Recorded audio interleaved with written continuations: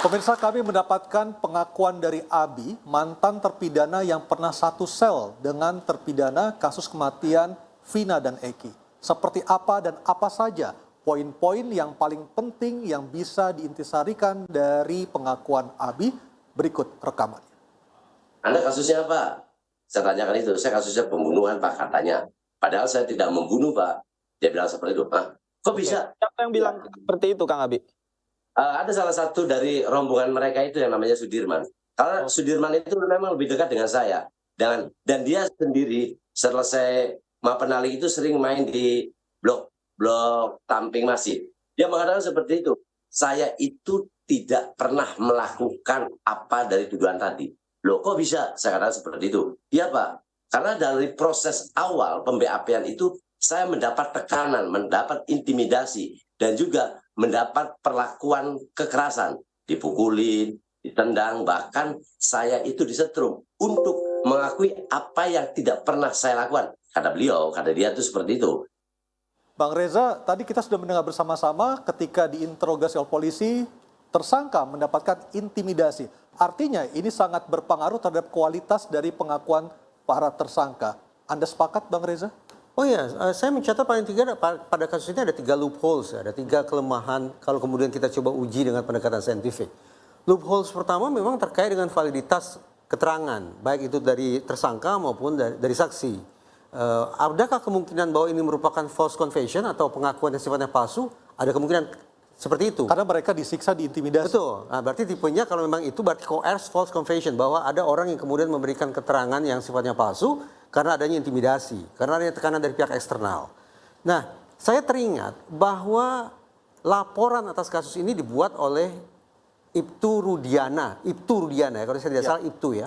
Waktu itu Aibtu ya, maaf. Ada dua hal yang terus terang menjadi pertanyaan saya. Pertama, di dalam laporan itu, sebelum dilakukan otopsi, ternyata Rudiana sudah melaporkan bahwa misalnya penusukan dengan samurai itu dilakukan terhadap kedua korban. Padahal di visum tidak ada ya? Itu nanti kita tinjau. Ya. Hal kedua yang terus terang menjadi juga pertanyaan bagi saya adalah Rudiana melaporkan kedua korban sudah meninggal di TKP. Dua hal yang menurut saya semestinya hanya bisa dikeluarkan oleh otoritas terkait setelah dilakukan otopsi terhadap kedua korban. Padahal keterangan berikutnya menyebutkan Vina itu meninggal di rumah sakit. Karena itulah saya khawatir betul bahwa isi laporan Rudiana ke pihak kepolisian adalah memang berangkat dari keterangan orang yang mengaku-ngaku sebagai saksi.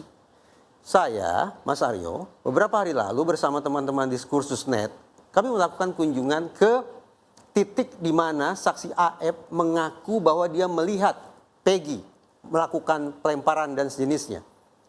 Saya mencoba berdiri di tempat yang sama dan menurut saya sungguh-sungguh muskil bahwa orang dari jarak sekian puluh bahkan sekian ratus meter dalam kegelapan malam bisa menyaksikan secara jernih apa yang dilakukan oleh siapa pada saat itu.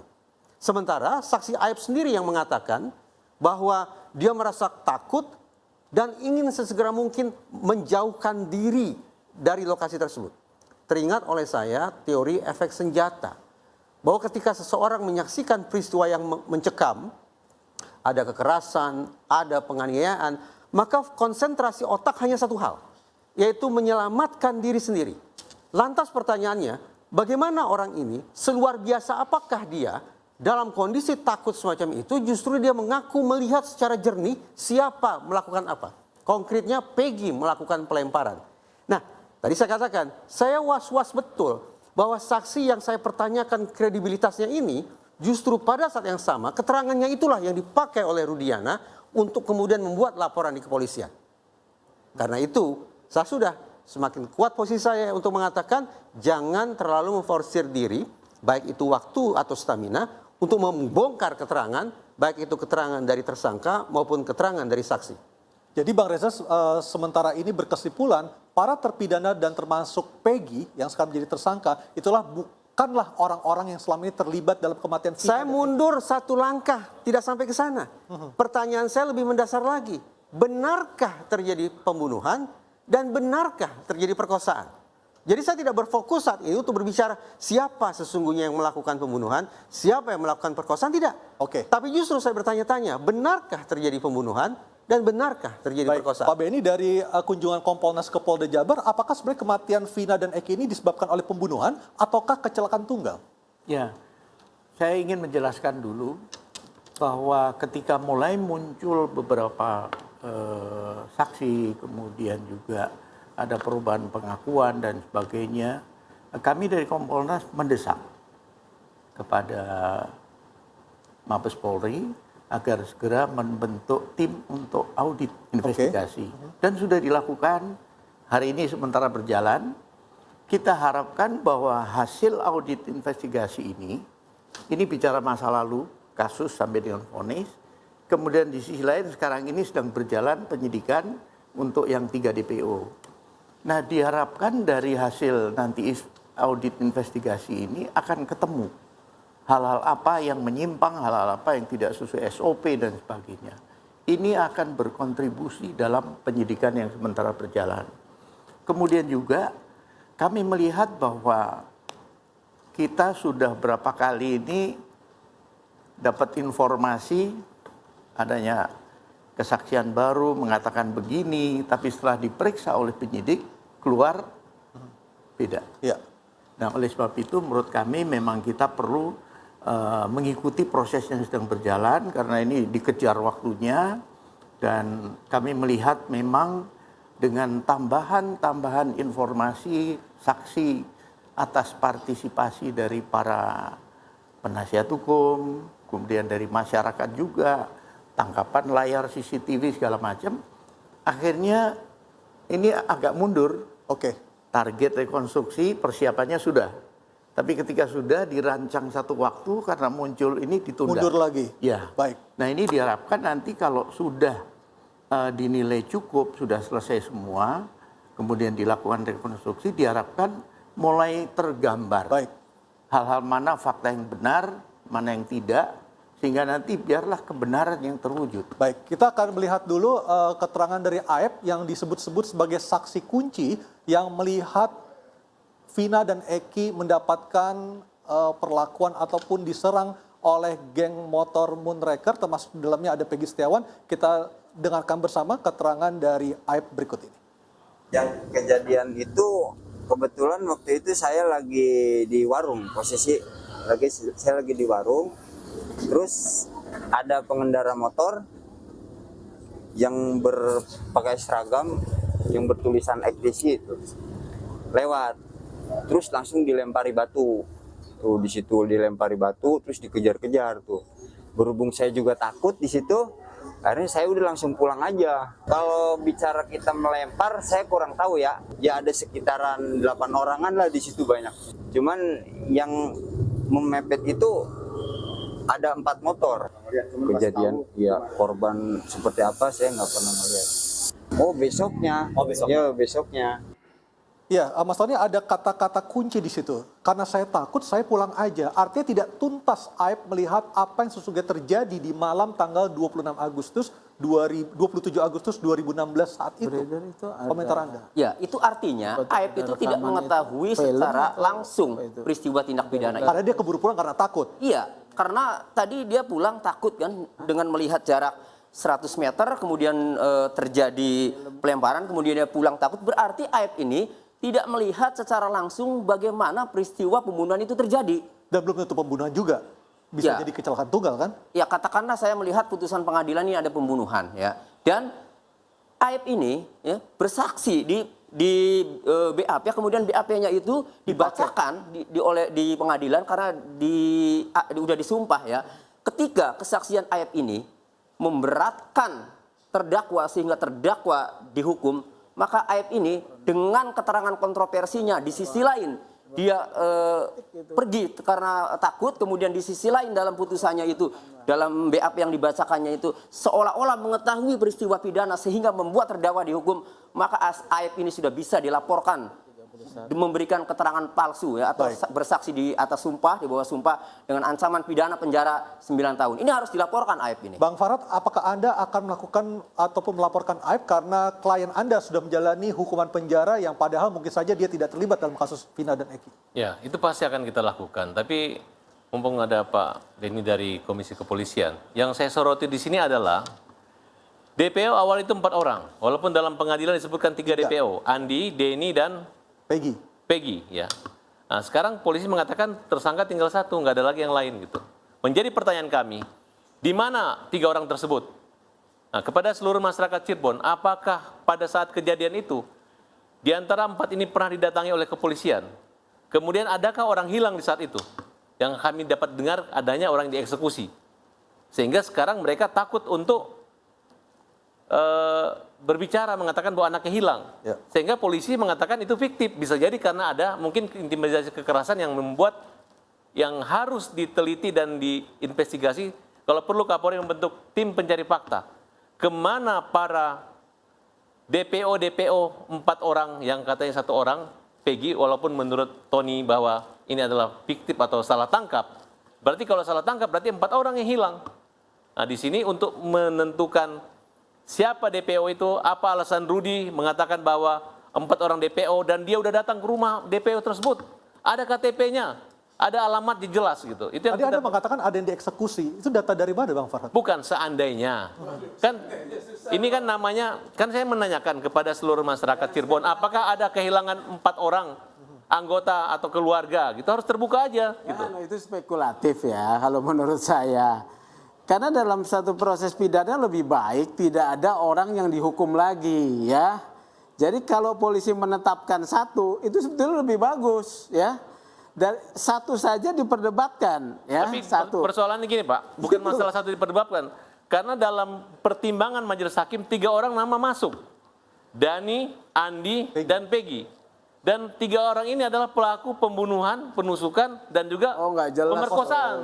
Nggak jelas karena putusannya aja ini potensi peradilan sesat ya, potensi loh ya.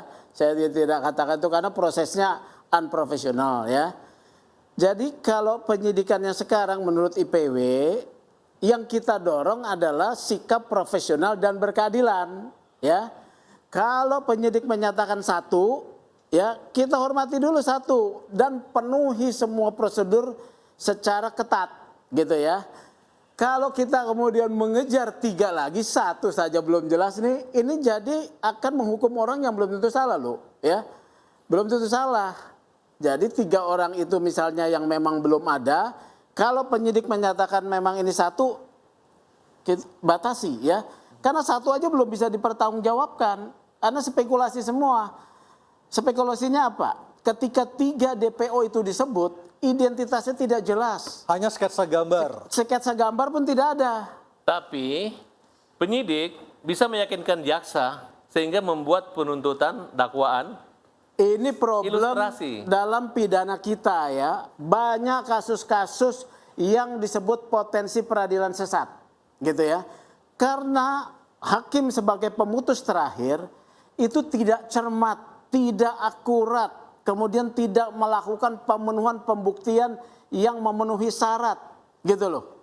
Ini banyak terjadi. Kasus apa? Rian Jombang tadi saya katakan. Ya. Karta. Kemudian apa? Sengkon Karta. Saka Tatal mungkin juga. Kemudian Kelitih di Jogja. Ya. Itu juga sama kejadiannya tuh.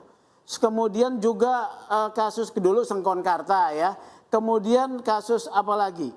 Yang kemudian bisa dilihat sistem peradilan pidana kita ini memang perlu dirubah. Termasuk ya. Peggy ya. Peggy bisa Gitu. jadi juga bukan sebenarnya bukan orang yang selama ini dicari seperti yang dikatakan Bang Hotman. Yang meragukan sebenarnya bukan Peggy yang ada di DPO itu. Ya jelas.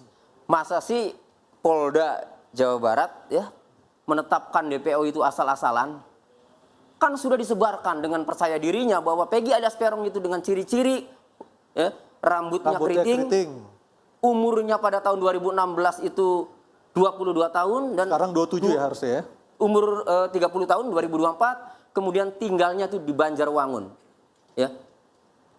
Polda itu jelas menindaklanjuti putusan pengadilan dan dari keterangan saksi-saksi yang terpidana itu kan, kemudian muncullah dengan ciri-ciri tersebut.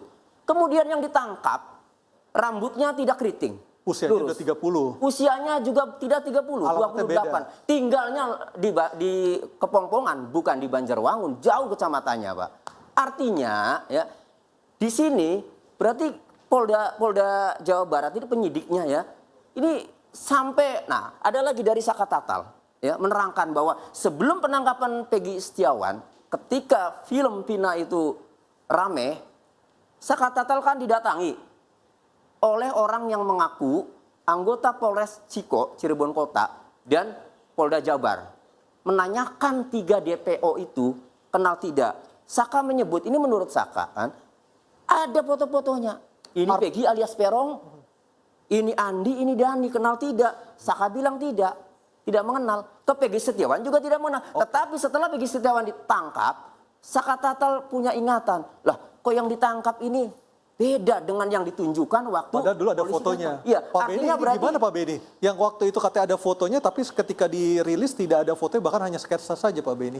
Ya itu nanti perlu kami cek lagi, tetapi setidaknya begini.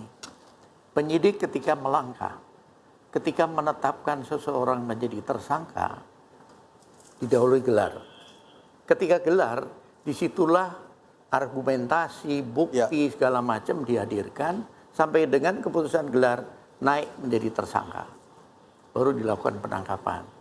Ini ada risiko hukum ketika salah dalam melakukan penetapan.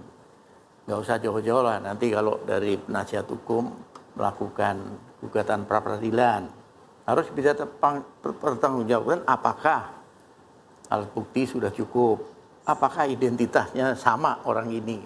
Artinya gelar perkara tidak pernah dilakukan ketika tahun 2016 Pak Beni ya? Kami melihat seperti itu. Ini fatal sekali Bang Reza kalau seperti itu. Artinya menetapkan nasib seseorang tanpa melalui gelar perkara sesuai dengan SOP ataupun peraturan Kapolri nomor 6 tahun 2019. Siapa itu rawan benar? Saya menetapkan 4 syarat agar bisa sampai pada sebuah simpulan bahwa proses pengungkapan kasus itu berlangsung dengan kualitas yang baik. Pertama, harus tuntas. 2, menyeluruh, objektif dan transparan. Objektif berarti harus dilakukan sesuai dengan peraturan yang berlaku, penghormatan terhadap hak asasi manusia, praduga tak bersalah, dan seterusnya. Sementara objektif yang kedua bermakna bahwa proses pengungkapan itu harus betul-betul dilakukan dalam koridor uji saintifik.